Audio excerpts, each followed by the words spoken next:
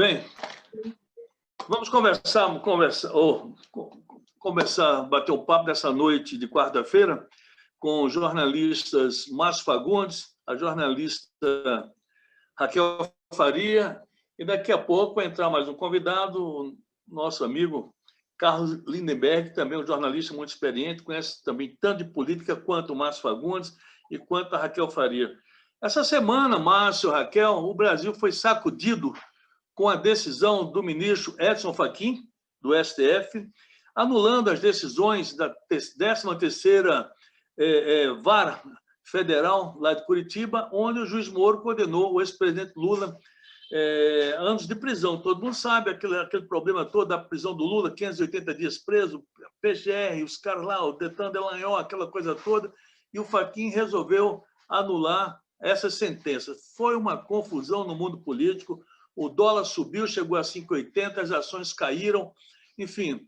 Ontem entrou na pauta do STF, cujo relator é o ministro Gilmar Mendes, e aí entrou em pauta a questão e também ex-juiz federal Sérgio Moro. Foi mais uma confusão no meio político, essa coisa toda, enfim, e o placar final ficou 2-2. O Cássio Nunes, ministro recém-promovido aí pelo presidente Jair Bolsonaro, pediu vistas, né? Ele está com os pais internados com Covid lá em São Paulo, pediu vistas, e aí a decisão final ainda vai depender do voto do Cássio Nunes e também da ministra Carmen Lúcia, que pediu mais tempo para repensar no seu novo voto. Lá em 2018, ela deu um voto desfavorável, né? No caso, a essa suspeição do ministro Moro. E agora parece que ela tende a modificar o voto. Com isso, né, o meio político aí foi essa coisa toda, muita confusão, muita especulação a respeito de 2022, quem será candidato, como é que vai ser, se o Lula será ou não será, enfim. Eu queria que os dois jornalistas pudessem fazer essa avaliação de segunda-feira, da terça, e hoje também com o Lula, que ficou quase 2 horas em pé falando a respeito do processo, né, dessa anulação das sentenças. Claro, a sentença, mas o processo corre lá na Justiça. As provas estão lá. A sentença que foi anulada. Enfim, é uma situação peculiar na Justiça Federal, principalmente aí no STF. Mas, primeiramente, dar boa noite aí para a Raquel e dizer, Raquel, sua avaliação a respeito da segunda-feira, da terça e hoje também. E, em seguida, abrir a palavra aí para o jornalista Márcio Fagundes. Boa noite, Walter. Boa noite, Márcia. Bom, a gente tem que esperar um pouquinho a poeira baixar para fazer uma avaliação, porque no Brasil tudo vira uma crise, tudo vira uma histeria muito grande, e é como o caso da Petrobras, né? Você tem que esperar um pouco a poeira baixar, passar a gritaria toda, para depois você ver o que realmente está acontecendo. Bom, eu não sei se houve assim, uma grande mudança no Brasil, essas decisões aí. Porque a questão do Lula, do processo do Lula, a Lava Jato já está contaminada, já está comprometida. A suspeição do Lula, ele pode até o STF, não sei como os ministros vão tratar isso, pode até algum ministro achar que ele é um suspeito, mas, por exemplo, para mim ele é suspeito. As gravações, as mensagens que foram vazadas deixam muito clara a parcialidade dele. A posição do Moro é indefensável, digamos assim, e acredito, inclusive, que a candidatura dele já esteja irremediavelmente comprometida por essa lambança que está acontecendo no Lava Jato, que, para mim, não tem mais conserto. Eu não sei como, e quanto mais manobras forem feitas, como Fachin, manobra aqui, outra manobra ali, mais, digamos, mais essa vai ter dentro essa merda aí, né? Essa lambança aí vai ficando cada vez maior e tudo muito mais confuso. Isso em relação à Lava Jato. Eu acho que não tem mais como salvar a Lava Jato. Eu acho que o processo contra a Lula já estão irremediavelmente comprometidos na sua legitimidade, na sua credibilidade. Agora, em relação aos processos. Em relação à campanha presidencial, ao quadro político, eu acho que esses últimos acontecimentos eles vieram consolidar ou reforçar uma tendência que já existia, de uma polarização entre o bolsonarismo e o lulopetismo. Por quê? Porque, na realidade, as forças mais fortes, politicamente organizadas e mais fortes do Brasil são o bolsonarismo e o lulopetismo. Então, é natural que o grande confronto eleitoral em torno da presidência ano que vem se dê em todas as duas forças políticas mais organizadas, com mais referência e com mais referência junto à população. Com essa possibilidade do Lula, com esse aumento do protagonismo do Lula, esse fortalecimento dele, porque é claro que tudo isso fortaleceu a posição do Lula, é óbvio que esse quadro, essa polarização aí fica muito mais reforçado. Eu acho até que falta, que fica difícil, até pelo tempo muito curto, né? Porque a eleição, a campanha começa daqui a um ano e 2 meses, 3 meses por aí, a campanha, né, a definição das candidaturas, as convenções, eu acho que o espaço é muito curto para você mudar esse quadro, mudar essa tendência de polarização aí. E isso realmente deixou uma grande parte do meio político, né, do Congresso, do mercado financeiro, uma parte da imprensa extremamente nervosa e tensos. Eles começaram a perceber que o país caminha em 2022 para um quadro, uma polarização, um segundo turno que é um pesadelo para eles, que eles teriam que escolher entre 2 inimigos, né, ou 2 demônios, né, o Bolsonaro e o Lula, né? Mesmo que o Lula não seja candidato, ele será protagonista e ele terá um candidato, né? Então, eu vejo uma consolidação de uma tendência que já existiu. Não é que houve Márcio Fagundes, você, que análise você faz da segunda-feira, da terça e de hoje, né? Quarta-feira. Walter Freitas e Raquel, meu abraço a todos. Você sabe que eu gosto muito mais das filigranas do que dos macros assuntos, vamos dizer assim. Sobre essa questão do Fachin, que surpreendeu o Brasil inteiro, que em foco estava não só a questão da condenação do Lula, né, mas a questão da Lava Jato, que estava por trás nesses bastidores. Eu gostaria de lembrar o seguinte: eu não sei se alguém já teve a oportunidade de ler a Operação Mãos Limpas na Itália, que é tão falada. Tem um livro muito bom, deve ter umas 600, 800 páginas sobre essa operação Mãos Limpas, que começou num super preço de escola, de limpeza de escola numa cidade da Itália, e foi crescendo, envolvendo a política, envolvendo o ministério, envolvendo juiz. Essa operação Mãos Limpas terminou na mão de um mega procurador, juiz, que acabaram se inserindo na política e não deu. Olha, foi um desastre a operação. Se você ler o livro, você vai ver que é um desastre. Ou seja, o Brasil está repetindo via Lava Jato o que na Itália mostrou-se um desastre, o resultado, inclusive com a eleição do Berlusconi. Esse é um detalhe que me chamou a atenção desde o dia que eu li esse livro, que eu recomendo. As pessoas que gostam de acompanhar sobre administração pública e tal devem ler o livro Mãos Limpas, né, que é uma operação na Itália. Outra coisa que me chamou a atenção, Walter, foi na sua chamada, você fala que essas movimentações de cenário movimentam a bolsa de valor, movimenta a cotação de dólar. Quantos brasileiros, nos 220, 230 milhões de brasileiros, têm ação em bolsa, acompanham a questão de monetária do país a ponto de falar que o real foi desvalorizado? Quantos brasileiros será? Eu acredito, não tenho estatística, não, eu vou chutar aqui, eu acredito que 99,9%, se você virar e falar a bolsa caiu, bolsa subiu, isso não muda nada na vida das pessoas, as pessoas não têm ação, não investem em ação, isso não é uma cultura brasileira. Entendeu? Então, eu acho que essas últimas medidas de 48 horas no Brasil, né, no campo político, judiciário, apenas puseram a sucessão na rua. Tá feito já o novo processo eleitoral de 2022, do ano que vem, está na rua. Bem, agora aproveitando isso aí dessa questão da economia, já com a fala de Lula, o mercado, o dólar caiu, as ações subiram. O dólar caiu 2,5% e as ações subiram em 1,3%. É porque o mercado especulativo funciona dessa forma, né? Então, a gente sabe que realmente essas questões políticas elas também incidem muito sobre a economia e, principalmente, em cima dos especuladores. Raquel Faria, você assistiu hoje a fala do Lula? Você tem alguma coisa que te marcou? Você não assistiu nada da fala do Lula hoje? Eu vi alguma coisa, não diretamente o que o Lula falou, mas eu vi algumas matérias sobre a entrevista dele. Eu não achei que ele acrescentou nada. Ele marcou posição, falou, deu manchetes aí, mas realmente não tem nada que me chamou especialmente atenção, não. Mas eu gostaria de fazer um comentário sobre o mercado financeiro.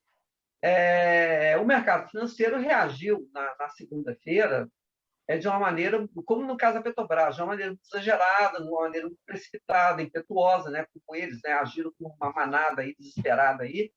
A impressão, a leitura que foi feita na segunda-feira, quando imediatamente com a coisa do Fachin, é o seguinte: é de que o Lula é um protagonista da sucessão, é um dos polos da sucessão, ele sendo ou não sendo candidato, que o lulopetismo é um competidor forte, eles perceberam isso, né?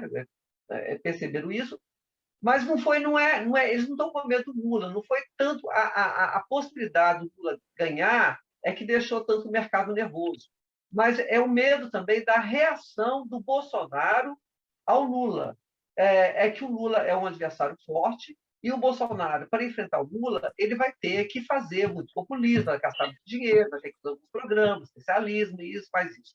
Então, eles ficaram muito mais com medo do Bolsonaro para poder melhorar a popularidade e vencer e enfrentar o Lula, ele fazer, digamos, ele piorar demais as contas públicas. Esse foi o pânico esse início de pânico que foi criado aí na segunda-feira. Mas, assim, isso depois vai diminuindo, porque as coisas não são bem assim, né? Eles perceberam que não é assim, e também porque o Brasil também não está numa situação que você permite, assim, sustente um dólar tão alto. As commodities brasileiras, as empresas que trabalham com commodities brasileiras, as commodities estão se valorizando muito, algumas empresas brasileiras estão se valorizando muito. Então, mesmo com esse cenário político nervoso, não tem como você também sustentar muito a baixa.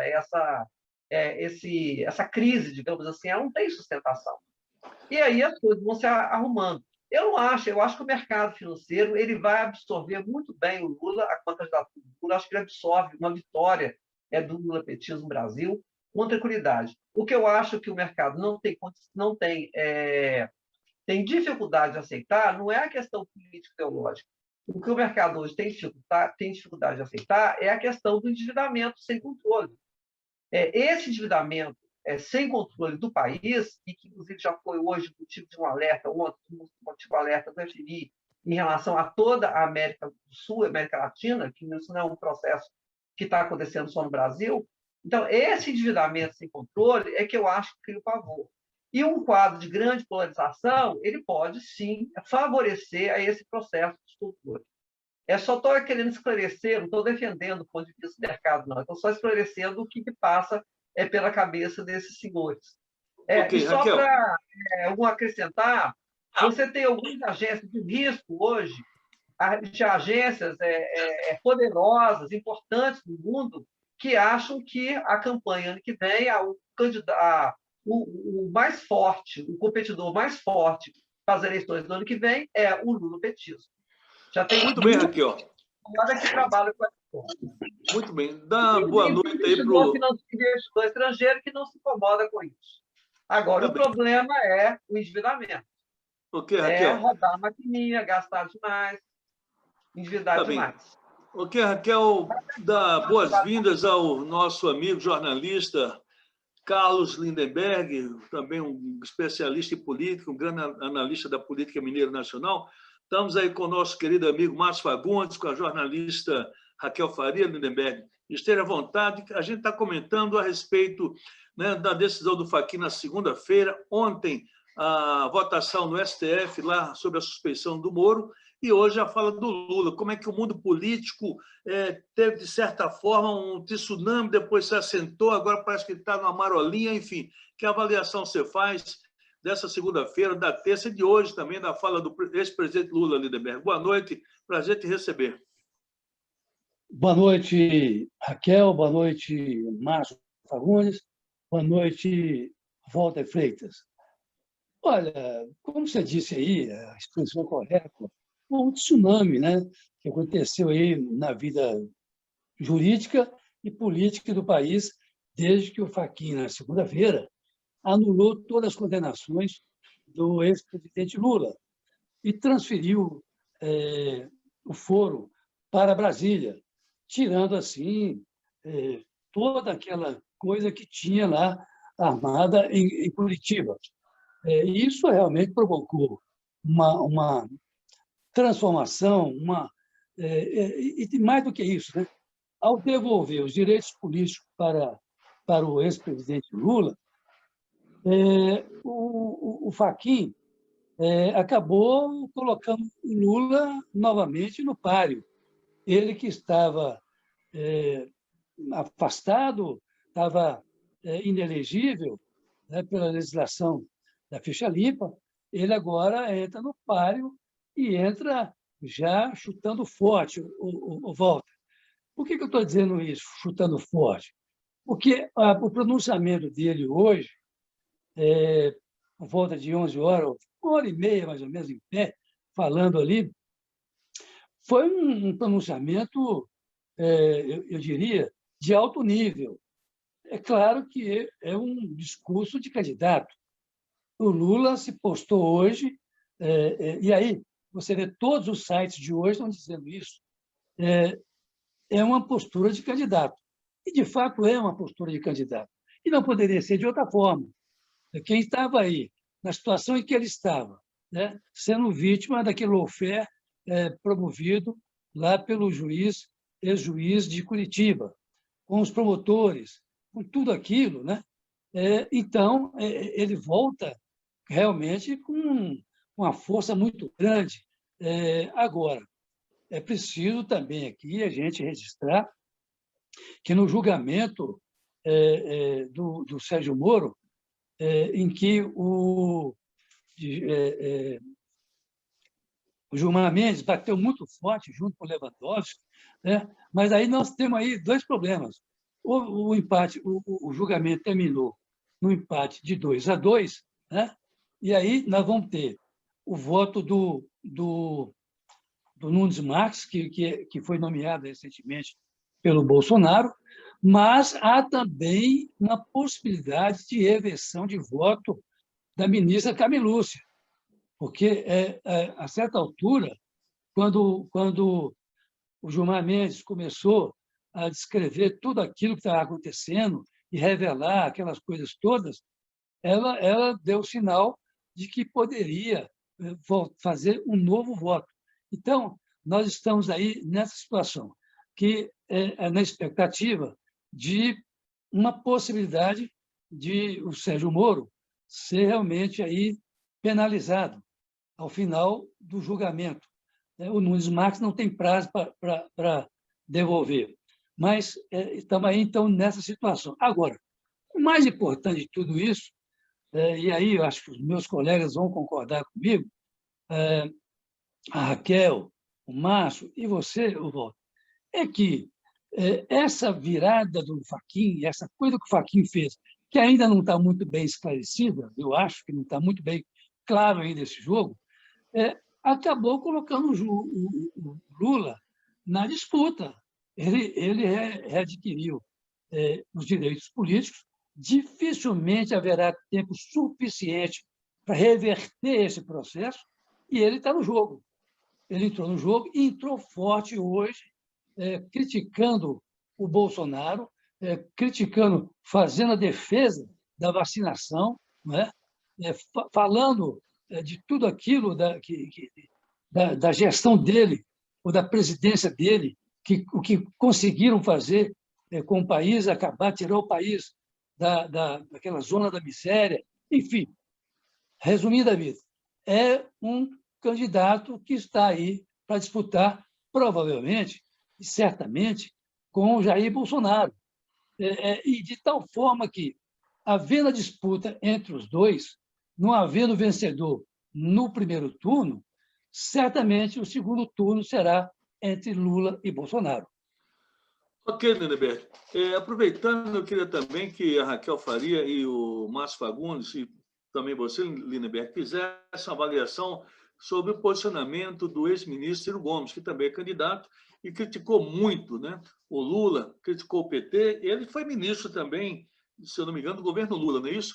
E ele tem aí uma posição muito forte em relação ao Lula e ao PT, e o Lula mandou um recado para ele hoje também, que ele tem 64 anos, ele ainda tem tempo para aprender e para melhorar. Raquel Faria, qual a importância também, como você vê a situação do Ciro Gomes nessa questão política para 2022? Ele vai buscar voto aonde? Na direita, na extrema-direita, no centro, enfim, como é que ele vai se posicionar politicamente na sua posição?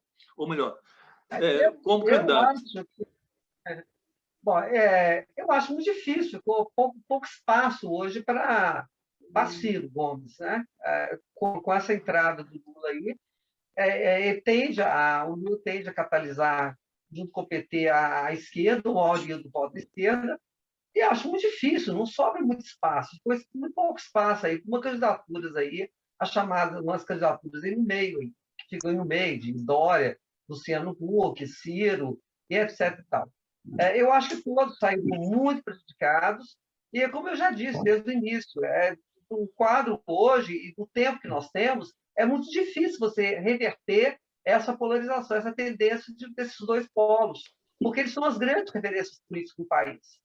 Eu acho que o Ciro não tem o mesmo tamanho do Lula, então não é para que ele competir com o Lula.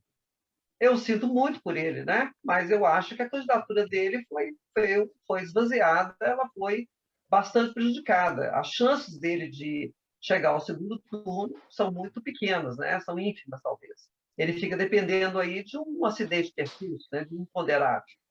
Mas ele não é só o Ciro, é todos os outros. Agora, eu não consigo entender como que uma pessoa, porque o Ciro não tem um partido forte, ele não tem um grupo político mais forte, como que ele quer ser presidente? Fica uma coisa um pouco, eu não diria outsider, porque ele não é outsider política, mas é uma candidatura frágil politicamente, não ele pessoalmente. Ele pessoalmente ele tem muitas qualidades, muitos atributos, pode até ser, é considerado por algumas pessoas, por muitos brasileiros, como o mais preparado deles, dos presidenciáveis aí. Mas acontece que ele não tem, politicamente, ele é muito frágil. Eu acho que ele não tem muito mais caminho para ele percorrer. Agora, como ele já tentou a presidência, eu, sinceramente, acho que o Ciro devia tentar mudar o projeto político dele, para ele não se expor a uma nova derrota. Eu não vejo muita chance para o Ciro, não. Também não vejo outra candidatura que, para mim, implodiu, que já tinha pouca chance, mas agora eu acho que caiu a ficha, né? Caiu a ficha de que não vai rolar, é a do Luciano Huck, né? Que, aliás, é uma coisa completamente sem lógica nessa candidatura, né? Ok, Márcio Fagundes, sua avaliação também. Mas eu não vejo muito espaço e muita estratégia para o Ciro, não. Eu acho que Raquel. devia existir. E aí, Márcio Fagundes? Walter, saudar o Lindenberg, amigo antigo, que eu prezo muito e respeito muito, como um ótimo profissional e ótimo amigo. É o Berguinho. Obrigado, Márcio. Coincidentemente, no primeiro bloco, eu citei, por causa da Lava Jato, o livro Mãos Limpas, que fala de uma mega operação que foi feita na Itália sobre corrupção, envolvendo a política e tal. Coincidentemente, o Walter agora puxa um outro assunto, e eu li, não sei se aparece de cabeça para baixo, espelhado aí, tá okay, tá eu bom. li, é o livro do Ciro Gomes, que é o projeto de governo dele. A Raquel já antecipou o que eu iria falar. Eu acho o Ciro, além da experiência que ele tem na vida pública, na administração pública, com os vários mandatos que ele conquistou, eu acho ele um sujeito mega preparado. Agora, o Ciro tem problemas de Ele é um falastrão, ele não se controla, mas ele é um grande conhecedor, não só da alma brasileira, como dos problemas econômicos e políticos brasileiros. Ele é uma pessoa-chave também para um país que nós queremos autônomo, soberano, independente, com uma postura franca frente ao mundo. O Ciro é um cidadão para contribuir com o Brasil. Eu não sei de que forma, se vai ser eleitoralmente e tal. Então, para falar do Ciro aqui, também li, e o Ciro tem um bom projeto de industrialização, de economia, de política para o Brasil, o que poucos mostram. E gostaria de falar que hoje eu assisti o Lula inteirinho, de ponta cabeça. Como conversa com a massa, aquele sujeito. É impressionante a capacidade que ele tem de trazer exemplos. A hora que ele vira e fala assim, olha, o povo está querendo emprego. A hora que ele vira e fala assim, o trabalhador está querendo cortar aquela picanha, tomar uma cervejinha gelada, é imbatível. É um negócio assim, é terrível a forma que ele fala. Como ele toca na pessoa mais simples. Você fica doido para estar em cima de alguma laje na periferia, junto com o Lula, rindo, falando, vendo ele gozar o Corinthians, vendo ele falar do mundo, porque ele é sedutor. O carisma que ele tem para falar com a massa é um negócio impressionante. E eu vou só terminar minha fala aqui destacando o início da conversa dele, quando ele abriu, que ele fez uma exposição de alguns minutos para depois conceder, abrir o microfone, que foi 1 hora e tanto que ele falou. Ele mostrou-se um sujeito com trânsito internacional. Ele abriu falando do presidente da Argentina, do Mujica. Aliás, outra recomendação minha, peguem o Netflix e vejam o filme do Pepe Mujica no Uruguai, com a saída dele, a entrega dele do cargo de presidente. Fantástico, são homens fantásticos. Ele falou do Fernandes da Argentina, ele falou do Mujica, ele falou do Papa. O sujeito que senta com o Papa falou assim, olha, eu fui conversar com o Papa Chico e não foi sobre a minha situação, meu caso, não. Eu fui falar sobre a desigualdade que hoje graça no mundo, e isso é um tema que o Papa mandou gente me visitar na prisão. Ou seja, o Lula é homem internacional. Nós perdemos isso, de certa forma, porque nós criamos um canal direto apenas com os Estados Unidos, via esse presidente que está sentado no Planalto. Somente existiu o Trump. O Lula abriu mostrando assim, eu sou um homem do mundo. A mulher, que é prefeita de Paris, me chamou e me deu o título de parisiense e falou comigo assim, se eu perder a eleição por causa de você, está bem perdido. Ele mostra isso, que ele é um homem...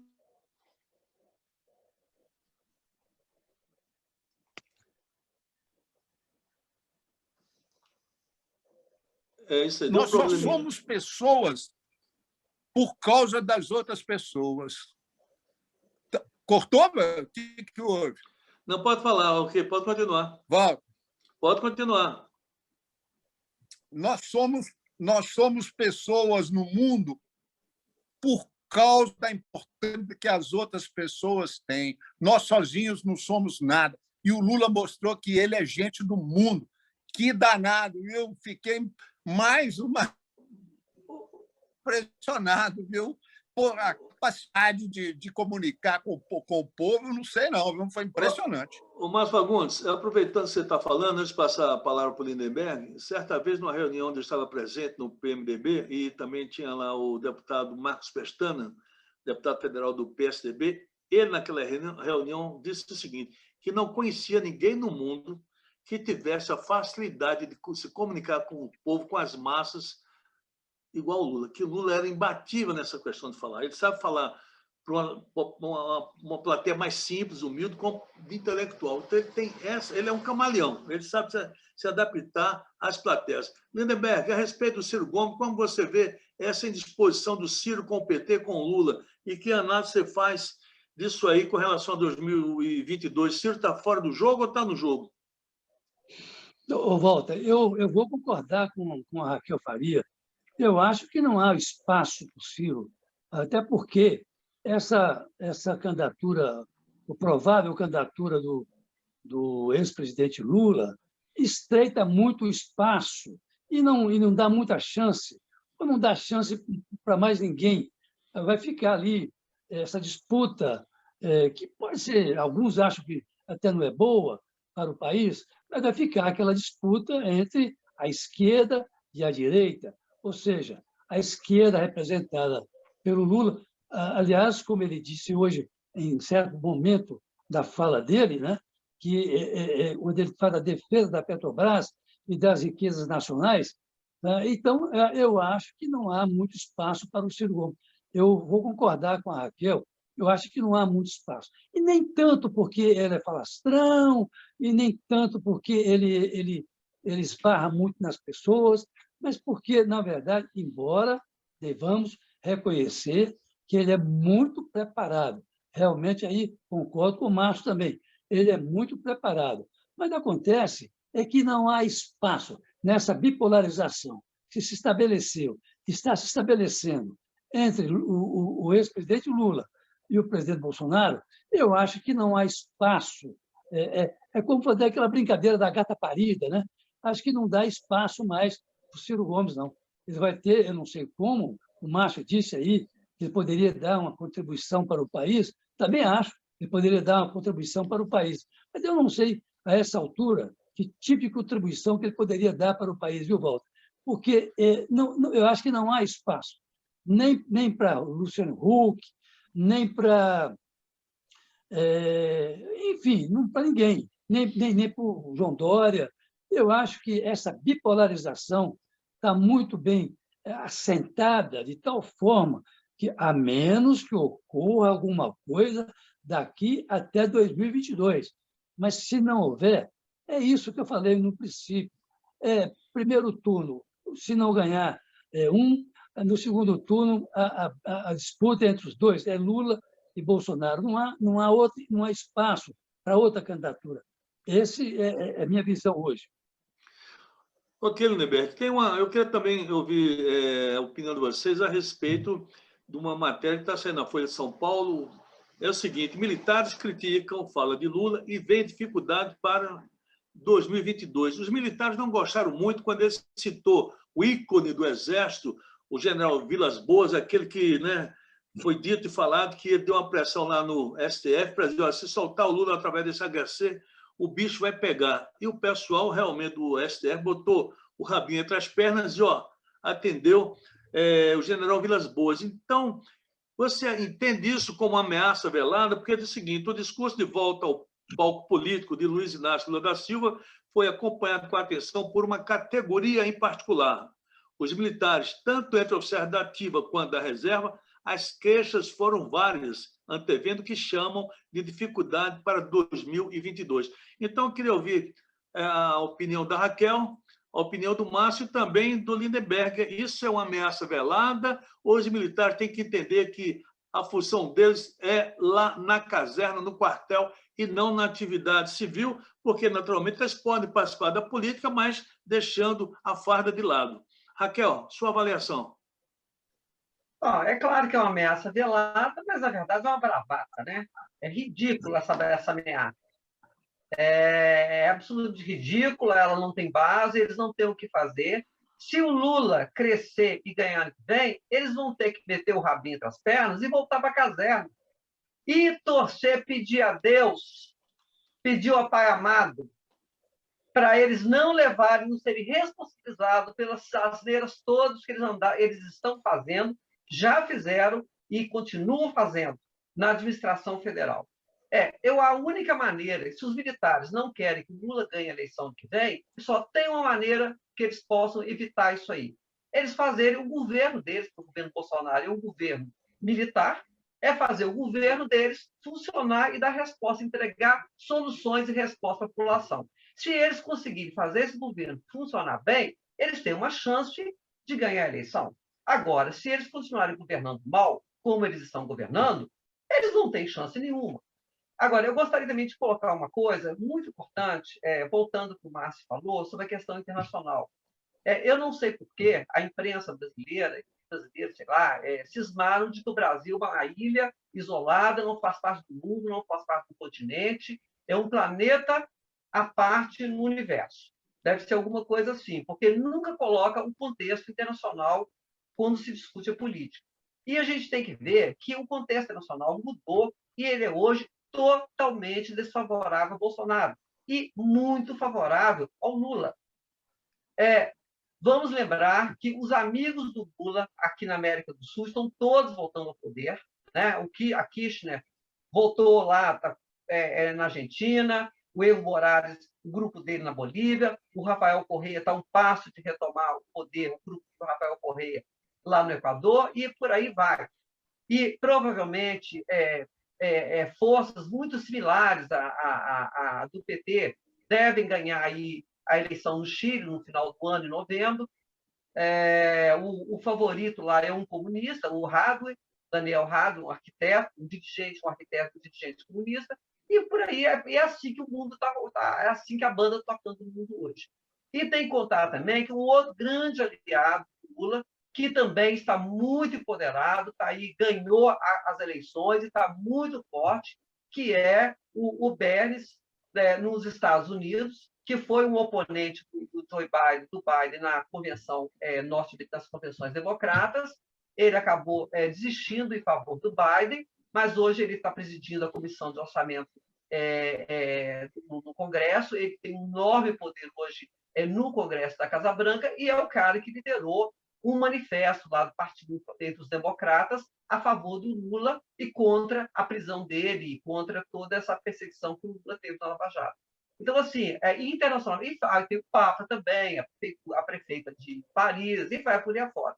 Então, assim, o Lula, ele tem hoje, para a sorte dele, os aliados dele internacionais estão ganhando eleições também lá fora. E isso tudo vai servir de apoio para ele. Você vai chegar ano que vem numa situação que você vai ter um candidato, de um lado, extremamente isolado do ponto de vista internacional, e vai ter o outro paparicado ali internacional, paparicado por lideranças americanas, por francesas, europeias, latino-americanas, Papa e tudo mais. Eu acho que isso aí, inclusive, dá uma enorme vantagem para o Lula. Por isso que eu acho que as agências internacionais estão certas quando dizem que nessa bipolarização, o Lula, né, o Lula, o candidato que ele apoiar, enfim, do Lula, é muito mais competitivo e tem uma vantagem em relação ao Bolsonaro. Esse é o quadro. Então, Walter, concluindo a pergunta, o que os militares vão fazer? Nada. Vão falar blá, blá, blá, blá, gó, gó, gó, kkk. Eles não vão fazer nada. Vão pegar arma para atirar em quem? Brincadeira. Não existe golpe. Ditadura é uma coisa que tem um custo astronômico. Ditadura só é viável se você tem crescimento econômico, que hoje não tem essa perspectiva no Brasil. Ou você tem apoio externo de gente para dar dinheiro. Quem que Bolsonaro vai semear? Com os chineses? Com a Rússia? Ora, brincadeira. Então, assim, isso aí, Raquel. Militar, blá, blá, blá, gogogó, retórica, bravata. Eles não podem fazer nada, eles não têm meio de fazer nada, não vão fazer nada. Eles têm que se cuidar para não levar processo e eles irem para a cadeia pelas coisas ruins e negativas e erradas que estão fazendo hoje. Não podemos esquecer dos escândalos da picanha, desses escândalos do general da saúde, aí, da vacina, de todas essas mazelas, todas essas coisas erradas que estão acontecendo no Brasil, vão cair nas contas dos generais. Afinal de contas, eles Por quê, Raquel? 50% dos postos de cúpula do país. É isso aí. Tá bom.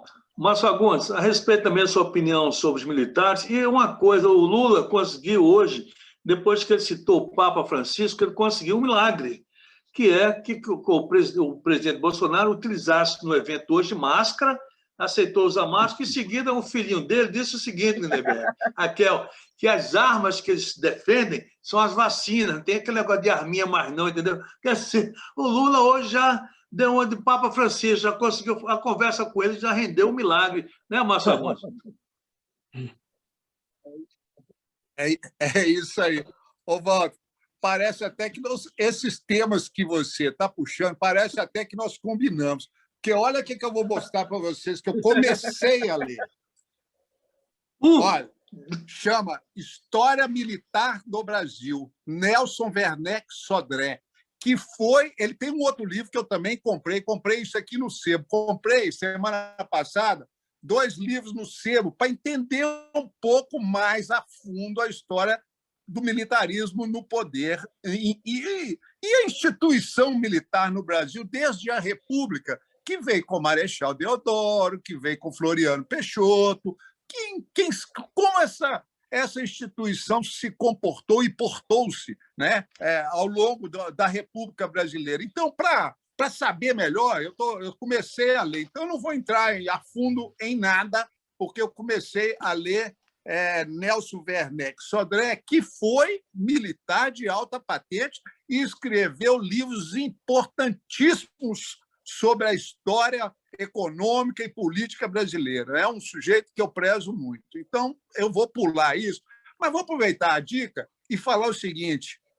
Eu assisti semana passada uma audiência da Cristina Kirchner, audiência, porque ela conseguiu transformar uma audiência dela na justiça em uma live falando sobre a economia, a política e a justiça na Argentina, da maior importância. A Argentina no caladinho, com a Sputnik dela, tomando uma vacinazinha dela, arrumando. Esse Antônio Fernandes não é desse mundo. Eles estão mexendo na estrutura das instituições argentinas de forma a que esteja antenada com a modernidade, antenada com a legalidade. Está muito interessante o que está acontecendo aqui na Argentina e pouca gente sabe. O Macri, por exemplo, que foi o presidente que antecedeu, né, o atual presidente, ele tem um empréstimo, isso está dando um problemaço na Argentina. Ele pegou um empréstimo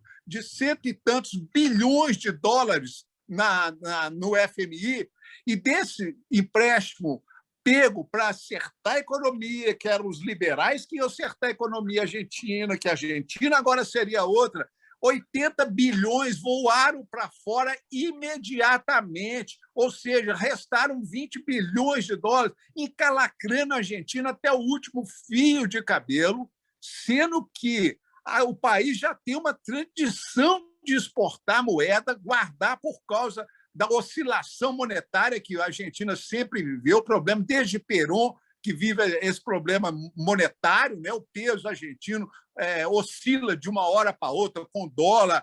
A questão monetária ela é muito séria, que vai atrelado com a política. De repente, o Macri, que era o liberal, queria arrumar a Argentina, que ganhou, queria privatizar e tal, enfiou ela num buraco que não tem tamanho. E o dinheiro que eles pegaram emprestado no FMI foi 70%, 80% dele foi mandado para fora. Então, você vê, quem puder, tiver oportunidade e curiosidade, veja o que está acontecendo na Argentina também, no campo das instituições, que é muito sério, hein? E vai ter reflexo em toda a América Latina, porque esse presidente de lá é ligado com o México, é ligado com outros países, o que nós hoje não somos. Nós não temos mais aquela ideia de uma unidade latino-americana, e o presidente da Argentina está mexendo as pedras nesse sentido, viu? Ô, Márcio, e a respeito do milagre aí causado hoje pela palavra lá do Lula, que o presidente usou máscara e o filho do presidente falou que a arma que eles devem usar são as vacinas. Só um comentário rápido sobre isso. Eu acho isso fabuloso, é o Lula sentar. O Lula deve ter tomado um trago com o Papa Chico, que ele também deve gostar de um bom vinho, entendeu? Um argentino deve gostar de um bom vinho. A conversa é de gente grande, gostei, está de parabéns. Carlos Lindenberg, Raquel Faria e Márcio Fagundes. Eu queria saber de você, Lindenberg, essa situação hoje do Lula no cenário nacional da política mexe com Minas Gerais para 2022, porque o Alexandre Calil, aliado do Ciro Gomes, PDT, o PT próximo do Calil aqui em Belo Horizonte, Calil possível candidato a governador para bater de frente com o Zema. E aí o PT pode também lançar um candidato a governador justamente para aumentar sua bancada estadual e voltar a ter um certo domínio aqui em Belo Horizonte e no Estado. Que avaliação você faz? Depois eu quero ver a Raquel Faria, também o Márcio Fagundes, a respeito disso aí. O que é que pode mudar em Minas Gerais com essa volta de Lula ao cenário da política nacional? Bom, primeiramente, vou voltar àquela questão inicial aí que você colocou, Walter, dos militares. Eu acho que os militares que fizeram a advertência, realmente, e ainda ontem o presidente do Clube Militar fez uma fala grosseira, inclusive, atacando as pessoas, atacando o ex-presidente Lula. Eu acho que os militares, como disse a Raquel, eu acho que eles devem ficar quietos, porque eles não podem fazer coisa melhor do que o Bolsonaro está fazendo. Ou seja, para que possam retomar o poder, para que possam manter-se no poder, é preciso que eles façam entrega de alguma coisa melhor do que o Bolsonaro está fazendo. Como o Bolsonaro não está fazendo, é difícil que eles possam ter algum tipo de arrogância. O melhor é que voltem para a caserna e fiquem por lá. É a melhor contribuição que o Exército pode dar ao país. Bom, com relação aí à questão local do Alexandre Calil, do Ciro Gomes, etc., olha, como eu disse, o Ciro Gomes, para mim, não tem espaço para disputar a presidência da República. Ele pode até puxar o Calil com ele para poder fazer uma composição que dê uma sustentação a ele, Ciro Gomes, aqui em Minas Gerais, porque todo mundo vê Minas Gerais com um olhar diferente, pelo peso político do Estado, pela tradição política do Estado. Mas, então, eu acho que o Ciro pode até arrastar o Calil para o que seria uma aventura, porque é preciso lembrar que, do outro lado, está, queira ou não, o titular, o governador Romeu Zema. Então, essa disputa entre Alexandre Calil e o Romeu Zema vem se desenhando também. Os dois estão aí sempre disputando, brigando, procurando espaço. O Ciro pode, nesse sentido, até puxar o Calil, porque seria uma aventura. Eu acho que o Calil devia pensar bem e pensar melhor se deveria seguir o Ciro Gomes ou não numa aventura dessa. De outro lado, o Walter, eu acho que o PT vai ter também que lançar um candidato. O PT vive uma situação muito difícil, né? O Lula, já disse a Raquel no início, é muito maior do que PT, é muito maior. O lulismo é uma força gigantesca, né? Agora, o PT, aqui em Minas Gerais, sobretudo, acho que em outros estados nem tanto, mas aqui em Minas Gerais está muito desgastado. Você vê aí o desempenho do nosso aí, do Mário Miranda na eleição municipal, uma coisa desastrosa, né? Também o PT também não se renova, né? Você vê que à sombra do Lula não nasce nada, não nasce ninguém. Então, é um outro problema que o PT tem, que é a da falta de renovação de lideranças. Então, eu acho dificilmente o PT não lance um candidato aqui em Minas Gerais, nem que seja para fazer um bom papel, uma boa figura e até, quem sabe, aumentar a sua bancada, que a cada ano que passa diminui cada vez mais, tanto na Assembleia como na Câmara dos Vereadores. Ok. E Raquel Faria, sua opinião a respeito desse assunto também, o que é que você acha aí, Calil, Ciro Gomes, o que é que altera na política mineira essa volta do Lula ao cenário da política nacional? Eu não consigo ainda ver alguma conexão ou alteração, não. Eu não consigo ainda perceber isso, não. Na verdade, a campanha aqui em Minas, eu não consigo ainda perceber essa campanha em Minas. Como que vai se desenrolar. Obviamente que hoje você tem aí duas candidaturas fortes aí colocadas, uma candidatura natural à reeleição do Romeu Zema, do governador. Ele é naturalmente candidato à reeleição, quem está no poder, e ele tem chance de reeleger, até porque na pesquisa ele não está tão mal, né? Ele está até razoavelmente bem. E o Calil, que também tem uma popularidade alta, e é óbvio que já está se armando, se está se preparando, se organizando para sair candidato, me parece que é uma candidatura irreversível do Calil. Também é difícil você ter a essa altura do campeonato, você ter aí alguém que pode conseguir construir um projeto aí nesse curto espaço de tempo para poder ameaçar ou tirar uma vaga no segundo turno do Calil e do Zema. Então, assim, o Lula, o que aconteceu, não mudou esse quadro aqui em Minas Gerais. Agora, eu tenho uma série de dúvidas a respeito da campanha de Minas Gerais, por uma razão. Porque eu acho que tanto a popularidade do Zema como a popularidade do Calil, elas estão baseadas em verdades, em coisas coisas falsas, em expectativas, em ilusões, expectativas falsas da população. Por exemplo, o eleitor mineiro acha, acredita que o Zema melhorou a situação financeira do Estado. Isso não é verdade. Isso não é fato.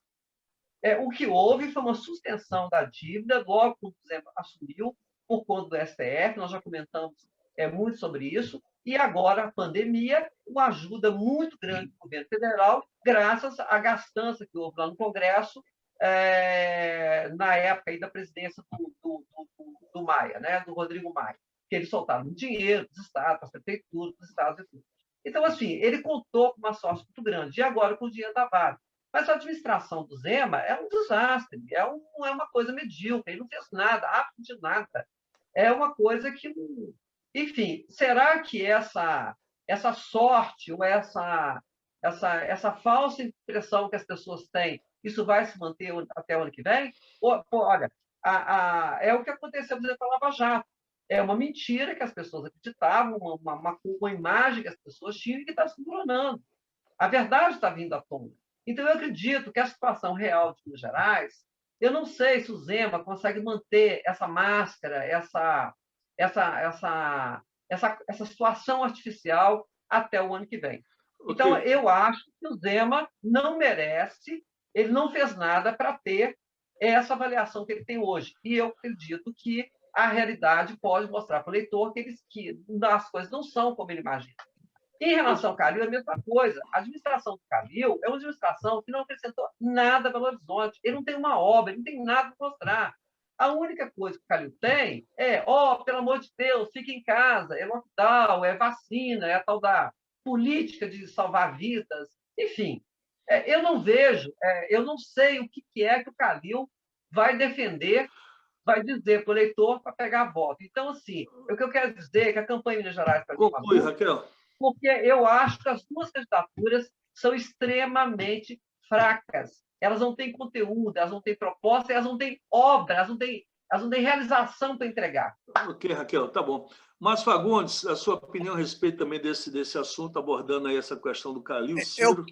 Eu quero provocar vocês três, Lindenberg, Raquel e você, Walter.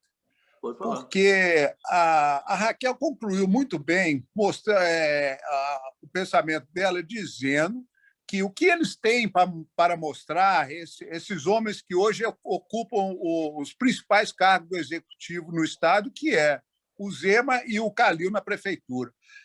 Eu sou capaz de lembrar, minha provocação vai no seguinte sentido. O Lindenberg, várias vezes você já deve ter tido a sua mão quase quebrada no cumprimento do ex-governador Aureliano Chaves. Quando ele apertava a mão da gente, ele quase quebrava a mão da gente. Você já deve ter sentido muito bafo de uísque do ex-governador querido Hélio Garcia. Você já...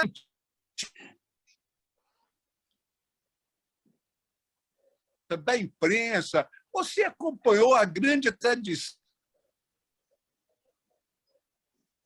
em várias décadas. Raquel também. Raquel sabe dos nomes de importância que nós já tivemos no político nacional. Eu me recordo aqui que 2 meses antes do falecimento do ex-deputado, ex-ministro Leopoldo Bessone, eu encontrei com ele num shopping, estava ele acompanhado para mim, falou assim comigo: Márcio, a política mineira acabou, mandato é negócio. Nunca mais eu esqueci isso, entendeu? 2 meses depois, ele bateu a caçuleta. E aí eu fiquei com isso. Ele falou, Márcio, a política em Minas acabou, mandato é negócio. E aí eu fiquei com isso. E veio uma nova geração, veio gente que caiu da gente nunca esperar. Não estou fazendo a crítica à inovação da política. Né? Eu acho necessária esse oxigênio, vou usar a palavra oxigênio, né? Quantos milhares de brasileiros hoje precisando de oxigênio numa maca em corredores de hospital? Eu vou usar a palavra oxigênio até mal usada no sentido de renovação. O que aconteceu com a política mineira que hoje nós temos?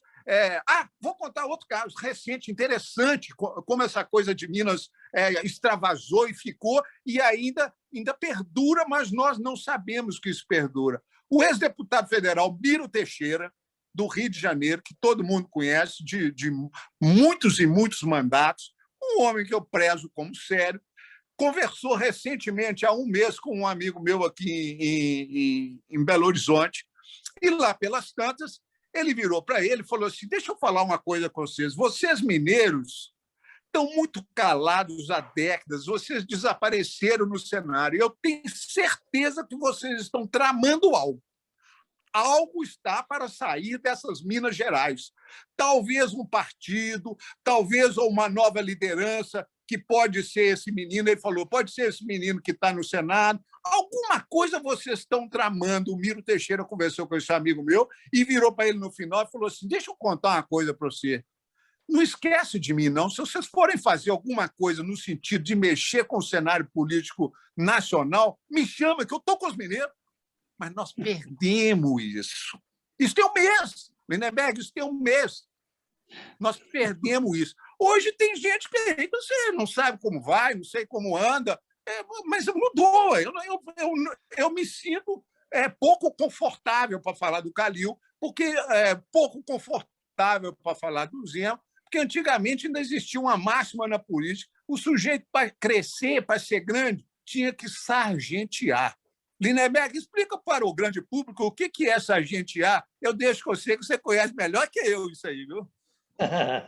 E, Lindenberg, o que é sargentear no dicionário mineirês? Quando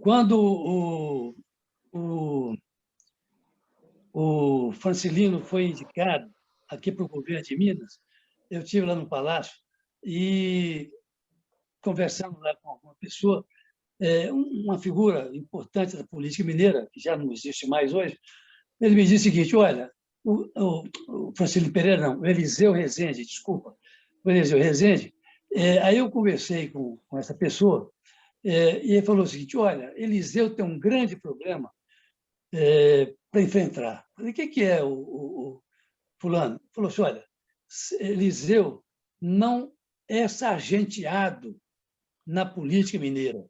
Isso quer dizer o seguinte, o sujeito, para ser uma liderança na política mineira, o Walter, viu, Márcio? Ele precisa vir de baixo.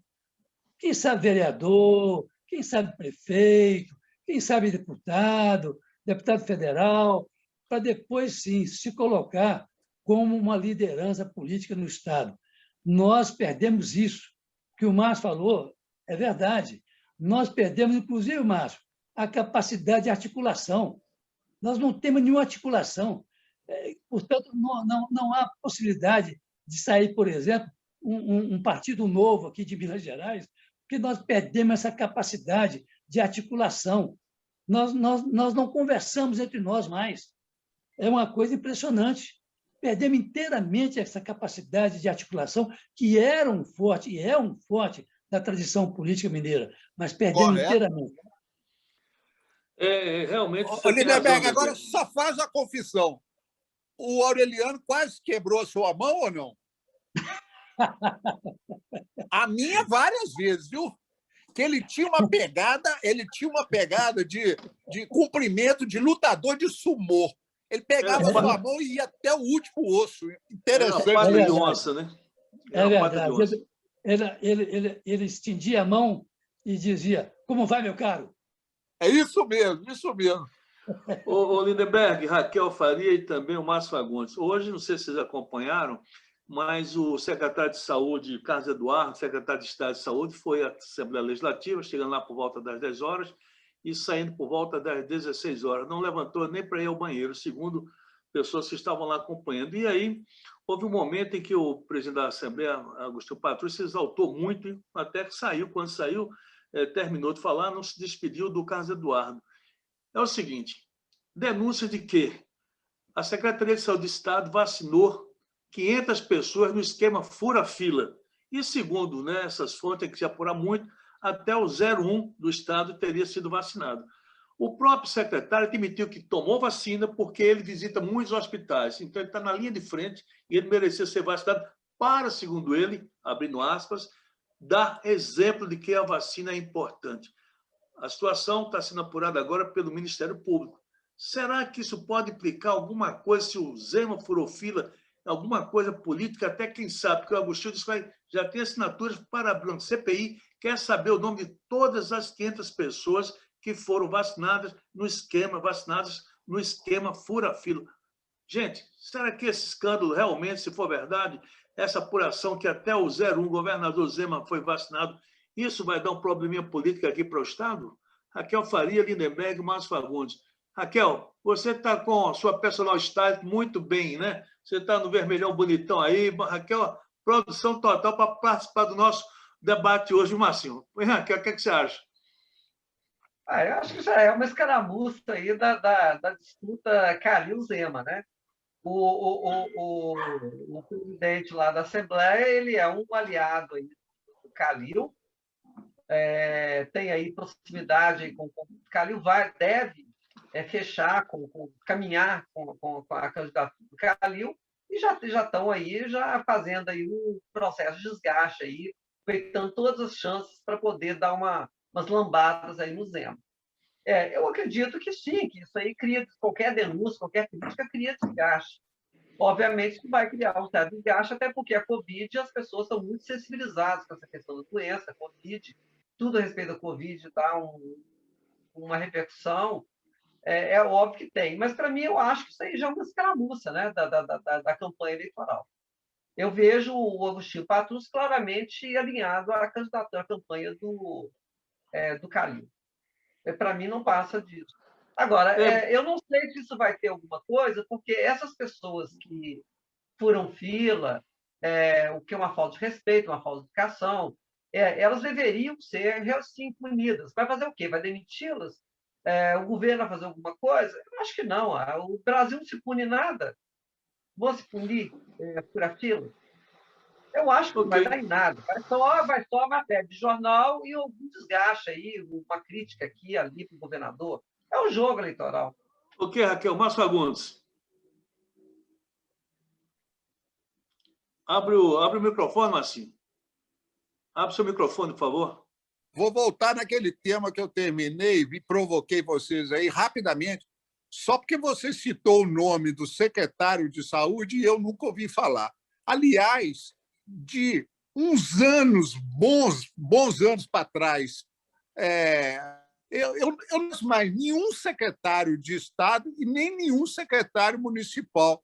Não sei, antigamente a gente sabia todos os nomes de secretários, eram deputados federais, eram representantes de regiões importantes de Minas, deputados estaduais, federais.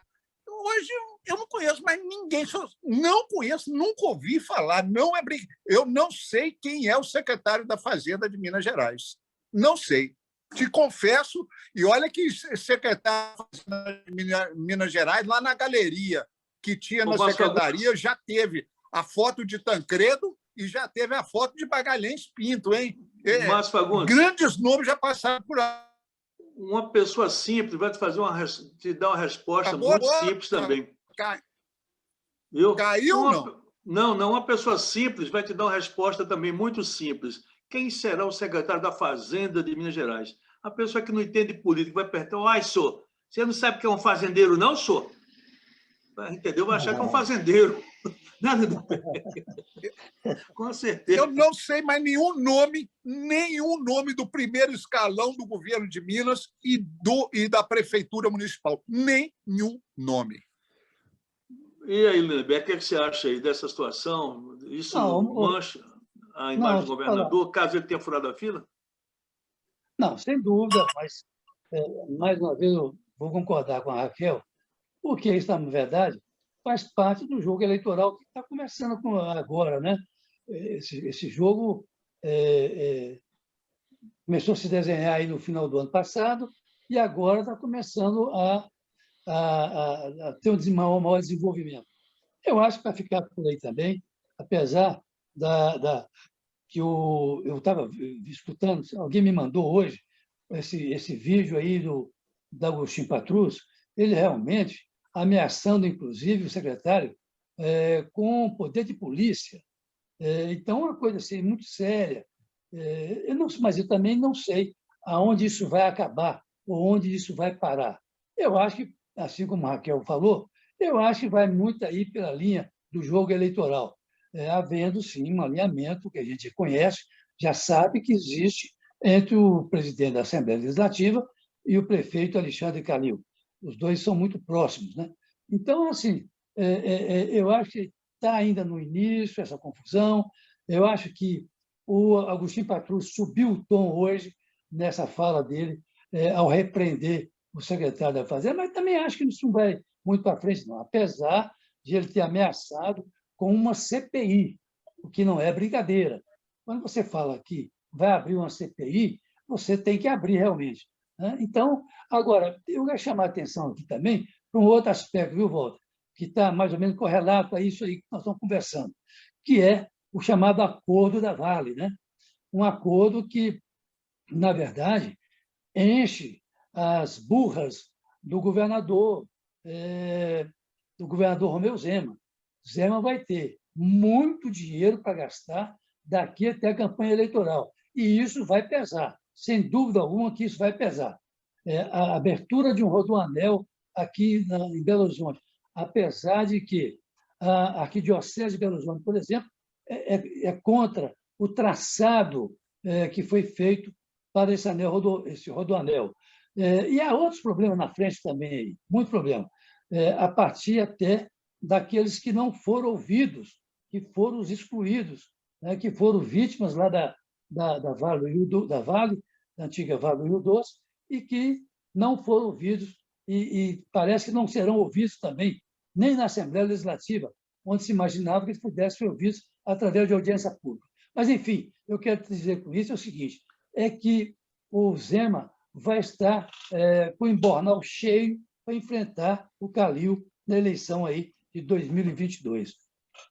Tá ok, obrigado. Olha, nós temos mais 9 minutos. Eu queria, vamos dividir isso 9 minutos, um tempinho para cada um. Primeiro, queria dar uma sugestão ao Márcio, a Raquel, ao Lindenberg. Vocês são 3 profissionais de grande destaque da imprensa, destaque aqui na imprensa de Minas Gerais, com muita informação, com muito conteúdo, muita história.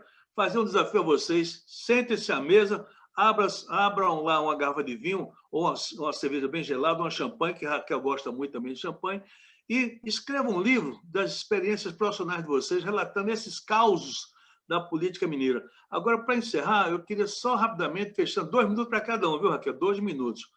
Aí, Moro, herói ou vilão? Márcio, Moro, herói ou vilão? Lindenberg,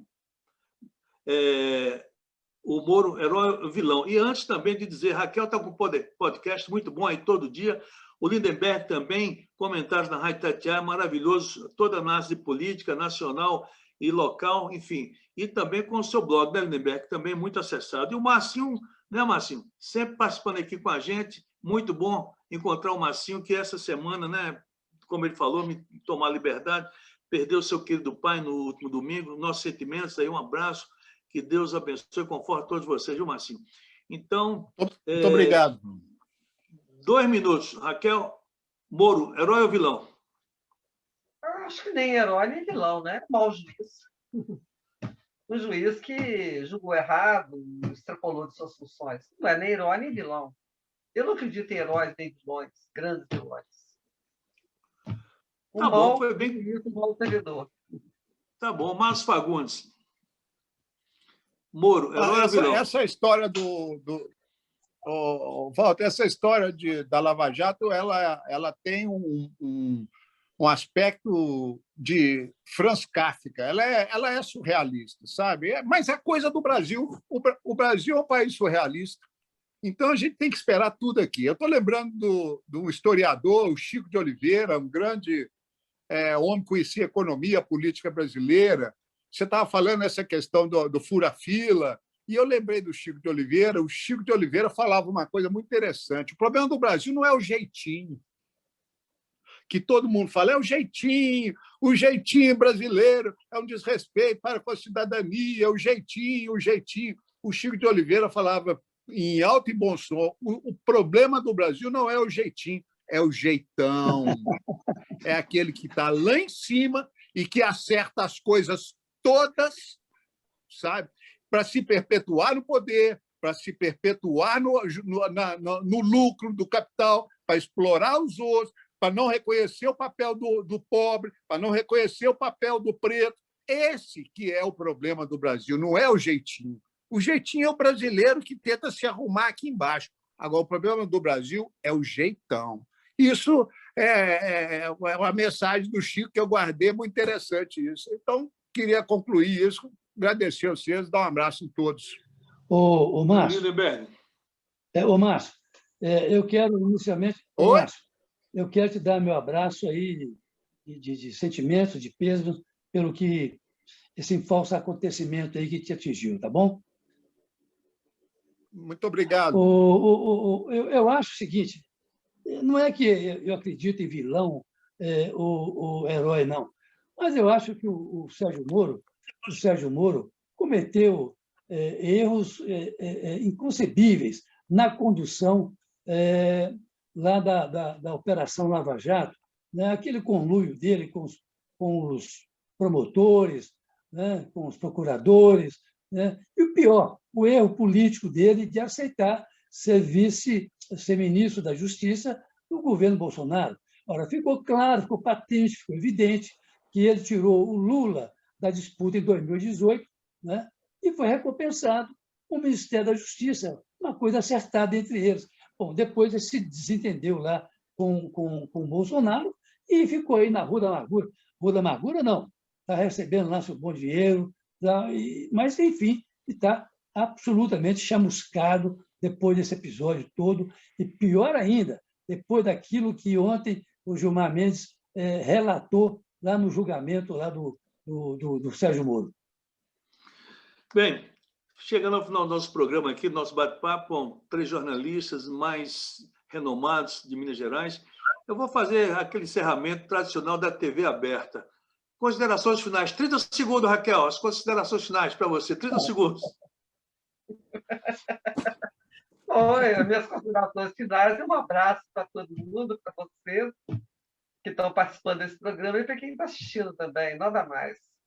E acho que, viu, Walter, eu acho que a gente deveria, no próximo programa, no próximo encontro, a gente deveria discutir mais profundamente sobre essa questão do acordo da Vale, porque é um dinheiro que poderia ser aí uma saída, uma solução para Minas Gerais, e ele vai ser usado simplesmente como um plano usado aí nas coxas, às pressas, de qualquer jeito, para poder resolver uma situação eleitoral. Então, eu acho que, mas assim, e essa falta de debate, essa falta de discussão, essa falta de interesse aqui na sociedade mineira me irrita profundamente. Eu acho que a gente tem que aprender a discutir e criticar as coisas aqui em Minas Gerais. Eu gostaria de botar esse assunto em pauta para a gente poder falar um pouquinho mais sobre isso na próxima vez, discutir mais profundamente alguns assuntos mineiros, para ter um espaço de debate e crítica que não existe no Estado hoje, a gente tem entre a gente aqui. Mas, um beijo para todos e boa noite. Björn Lindenberg, foi um prazer enorme. Eu já tinha feito esse encontro com o Márcio e com o Walter, é a primeira vez com você, e eu espero que você faça parte desse grupo e não nos deixe mais, viu? Seja bem-vindo. Oi, Lindenberg. É um grande prazer. O Márcio Fagundes, considerações finais. Nós temos muito a dizer para as pessoas aqui no público, aqui no nosso estado. Acho que nós devemos continuar. Mas eu quero dizer para vocês que eu, né, apesar dos meus cabelos brancos, mas vocês, para mim, são meus professores. Tanto o Márcio Fagundes, que eu convivo muito tempo no dia a dia, o Lindenberg também, que a gente conhece há muito tempo, a própria Raquel Faria. Então, estou também assim fazendo um papel aqui muito difícil, que é, né, ter que, como diz assim, ser o mestre de cerimônia conversando com 3 feras do jornalismo mineiro. Márcio Fagundes, 30 segundos para suas considerações finais. Reforço as palavras de Raquel. Acho que o Lindenberg acrescenta demais, além de ser um amigo, tem que estar próximo da gente. Eu faço questão de frisar isso. Se ele puder, ele está sempre próximo da gente. Eu gostaria de, por um problema pessoal, né, familiar, nós estamos lutados pela perda de meu pai recente, né? Mas eu sou solidário com as milhares de famílias brasileiras que estão enlutadas há um ano, num crescente posicionamento de governo onde a vida passou a cada vez valer menos.